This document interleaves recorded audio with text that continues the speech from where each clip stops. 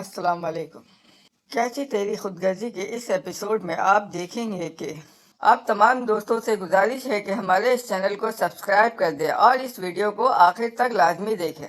مہک شمشیر سے کہتی ہے، شمشیر مجھے ڈر لگتا ہے۔ شمشیر اب تم مجھے اچھے لگتے ہو اور میں تم سے بہت پیار کرنے لگی ہوں، اور مجھے اس بات کا ہمیشہ ڈر لگا رہتا ہے اب کہ کہیں تم اس گھٹن والی زندگی سے تنگ آ کر اپنے والد کے پاس نہ چلے جاؤ۔ شمشیر کہتا ہے، مہک میں جب تک زندہ ہوں تمہارا ہوں اور تمہارا ہی بن کے رہوں گا۔ جب تک اس سینے میں دل دھڑک رہا ہے، یہ دل ہمیشہ تمہاری دھڑکنوں کے ساتھ دھڑکتا رہے گا۔ شمشیر مہک سے کہتا ہے، جب تک تم میری زندگی میں ہو میرا یہ دل ہمیشہ دھڑکتا رہے گا تمہاری دھڑکنوں کے ساتھ۔ مہک میری زندگی تمہاری زندگی کے ساتھ جڑی ہے۔ مہک اگر تمہیں کچھ ہو گیا تو میں زندہ نہیں رہ پاؤں گا۔ مہک شمشیر کی باتوں کو سن کر رو پڑتی ہے تو شمشیر کہتا ہے، مہک رونے کی ضرورت نہیں ہے، ہمارے دن بھی بدلیں گے انشاءاللہ۔ اور مہک شمشیر کے کندھوں پر سر رکھ کر رو رہی ہوتی ہے تو شمشیر کہتا ہے، مہک اب کیوں رو رہی ہو؟ تو مہک کہتی ہے، یہ خوشی کے آنسو ہے۔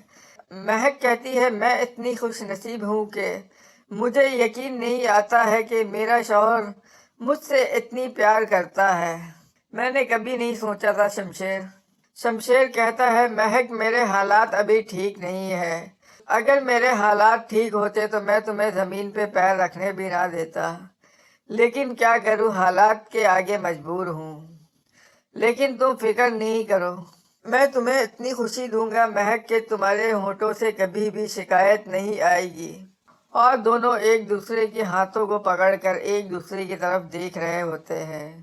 اور ادھر دارا اپنے والد سے کہتا ہے کہ آپ نے شمشیر سے تو سب کچھ چھین لیا ہے، پھر شمشیر کو یہاں کیوں نہیں آنے دیتے؟ اب وہ ایک معمولی سی شاپ میں شاپ کیپر کی جاب کر رہا ہے، کیا اب آپ کی خاندان کی بدنامی نہیں ہو رہی ہے؟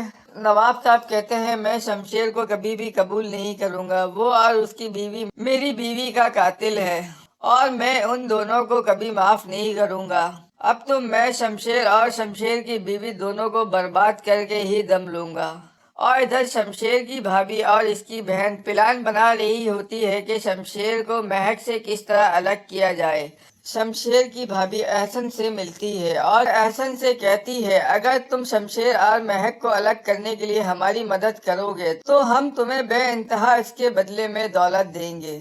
تو احسن کہتا ہے کہ مجھے کیا کرنا پڑے گا اس کے لیے؟ تو شمشیر کی بھابھی کہتی ہے، جیسا میں کہوں گی ویسا ہی تمہیں کرنا پڑے گا۔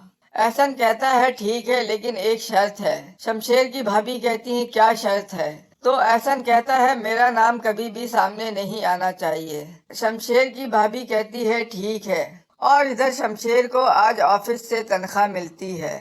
یہ تنخواہ لے کر شمشیر کی آنکھوں سے آنسو نکل آتے ہیں اپنی محنت کی کمائی کو دیکھ کر، اور دل ہی دل میں بہت خوش ہو رہا ہوتا ہے، اور گھر جا کر مہک کے ہاتھوں میں اپنی سیلری رکھ دیتا ہے۔ مہک کہتی ہے، یہ سیلری تم مجھے کیوں دے رہے ہو، اپنی پہلی کمائی؟ تو شمشیر کہتا ہے، میری ماں اگر زندہ ہوتی تو میں اسے دیتا، لیکن ماں تو نہیں رہی، اب تم ہی میری زندگی کی کل کائنات ہو، اس لیے تمہارے ہاتھ پہ دے رہا ہوں۔